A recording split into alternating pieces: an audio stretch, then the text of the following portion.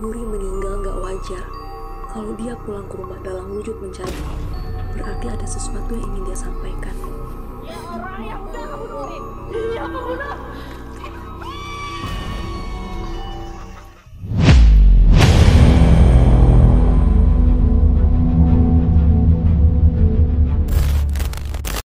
Industri film horor Indonesia terus menunjukkan keberanian dan kreativitasnya dengan menyajikan karya-karya menyeramkan yang mampu menggetarkan penonton.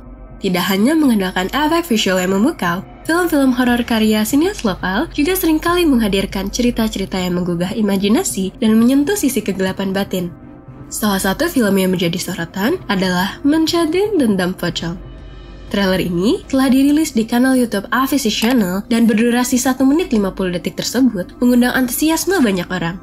Tentunya, para pecinta film horor sudah tak sabar untuk melihat bagaimana kisah mencekam ini akan terungkap.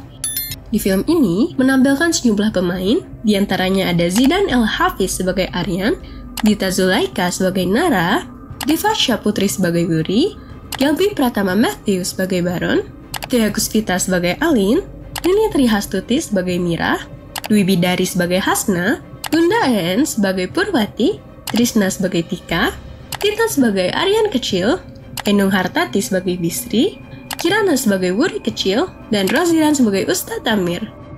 Mengambil latar belakang sebuah desa kecil yang dikelilingi oleh aura misteri, film ini mengisahkan tentang kebangkitan Wuri yang kembali dari alam kematian dengan wujud yang menakutkan yaitu Menjadin. Misi tersembunyi di balik penampakan yang menyeramkan ini adalah untuk membalaskan dendamnya atas kematian tragisnya. Mira, diperankan oleh Rini Trihastuti, yang merupakan ibu kandung Wuri, harus mengalami stroke pasca meninggalnya Wuri, dan dirawat oleh Hasna yang diperankan Dwi Bidari, yang merupakan sahabat kecil Wuri. Kedatangan Aryan, Nara, dan kedua teman mereka mengharuskan mereka tinggal di kampung Kulong Parigi sampai di hari ke-7 pasca meninggalnya Wuri karena sesuai dengan adat dan tradisi di kampung itu. 7 hari tinggal di rumah mendiang Wuri menjadi pengalaman mencekam bagi Aryan dan kawan-kawan.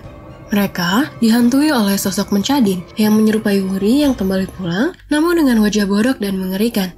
Dibalut dengan rupa buruk dan aroma busuk yang menguar, sosok Mencadin ini menjadi penanda kehadiran kegelapan dan ketakutan yang menghantui keluarga yang menjadi sasarannya. Dendam yang teramat dalam ini tidak hanya terwujud dalam serangan-serangan langsung, namun juga mengantarkan teror psikologis yang meresap dalam jiwa setiap anggota keluarga. Orang-orang di kampung Kolong Parigi percaya bahwa meninggalnya seseorang dengan cara yang tidak wajar membuat arwah orang yang meninggal itu kembali pulang dalam wujud yang berbeda. Orang menyebutnya dengan sebutan Mencadin, wujud pocong berwajah buruk rupa dan berbau sangat anyir. Kedatangan Mencadin dipercaya menjadi pertanda adanya suatu pesan yang belum tersampaikan atau suatu dendam yang belum terbalaskan. Tiap detiknya diisi dengan ketegangan dan antisipasi akan munculnya momen menegangkan yang membuat bulu kuduk merinding. Kisah yang dipenuhi dengan plot twist tak terduga dan pengungkapan misteri yang memukau menjadikan Mencadin Dendam Pocong bukan sekadar film horor biasa, melainkan perpaduan antara misteri, ketegangan, dan ketakutan yang memukau. Dengan penampilan visual yang mengesankan dan akting yang memikat, film ini berhasil menggiring penontonnya dalam perjalanan mencekam di dalam dunia gelap yang dipenuhi oleh dendam yang mengancam. Menjadi Dendam Pocong tidak hanya sekadar menyajikan tontonan seram semata, namun juga menawarkan refleksi mendalam tentang kekuatan emosional dari dendam yang terpendam. Sebagai penutup, kita telah menjelajahi beberapa film horor karya sinias lokal terbaru yang menghadirkan kengerian dan ketegangan dalam cerita-ceritanya. Industri film Indonesia terus menunjukkan perkembangan yang menjanjikan dalam genre horor, menghasilkan karya-karya yang mampu bersaing secara global. Mari kita terus mendukung para sinias lokal dan menantikan karya-karya seram berikutnya yang akan memukau dan menggetarkan penonton di masa mendatang. Apakah dendam dapat membawa kedamaian, ataukah justru menjadi bumerang bagi si pembalas dendam itu sendiri?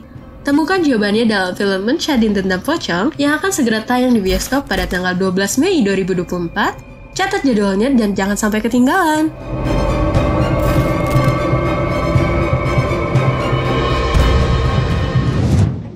Nah, itulah informasi dan sinopsis singkat tentang film Menjadi Dendam Pocong. Apakah kalian tertarik dengan film yang satu ini? Silahkan komen di bawah. Terima kasih sudah menonton video ini. Pastikan kalian tidak ketinggalan video terbaru lainnya dengan cara subscribe channel Font News dan share ke teman-teman kalian agar kalian tetap terupdate seputar dunia perfilman dari channel Font News. Jangan lupa kirim super thanks sebagai bentuk respect agar channel Font News lebih semangat lagi upload video terbaru. Sampai ketemu di video selanjutnya dan selamat beraktivitas.